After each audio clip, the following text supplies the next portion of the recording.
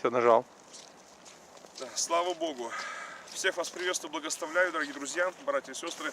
Из города Великого Новгорода, сзади меня вы видите Детинец, Кремль, древнее историческое место. И здесь Волхов река и мост.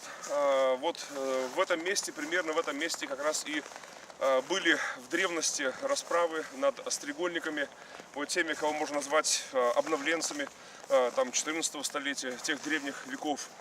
И, в общем-то, место историческое, на самом деле, сегодня очень морозно, сегодня холодно, зима, такая лютая уже, настоящая зима, северная.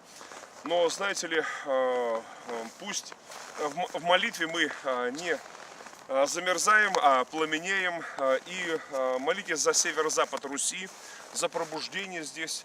Здесь когда-то были большие, огромные движения стрегольников, жидовствующих, и Новгород это на самом деле это как колыбель демократии здесь, в России, и свобода мысли такого, знаете ли, Ганзейский союз знаменитый, и, в общем-то, много мест исторических. А Кремль этот помнит, конечно, и осаду, значит, в общем-то, этого Ивана, князя и царя, первого русского царя Ивана Грозного, Ивана Васильевича. В то время, как считается историками, примерно половина населения этого города была вырезана, просто уничтожена кровью. Царь кровавый залил.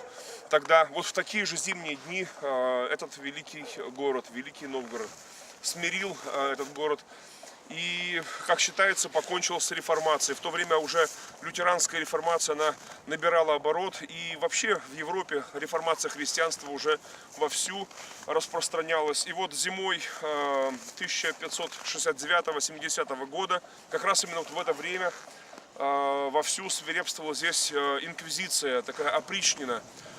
Тысячи людей погибли в этой бойне. Но знаете ли, есть тот дух, который нельзя сломить даже опричниной, нельзя сломить инквизицией. Есть дух свободы и дух реформации. Пусть Бог благословит вас, дорогие друзья, братья и сестры.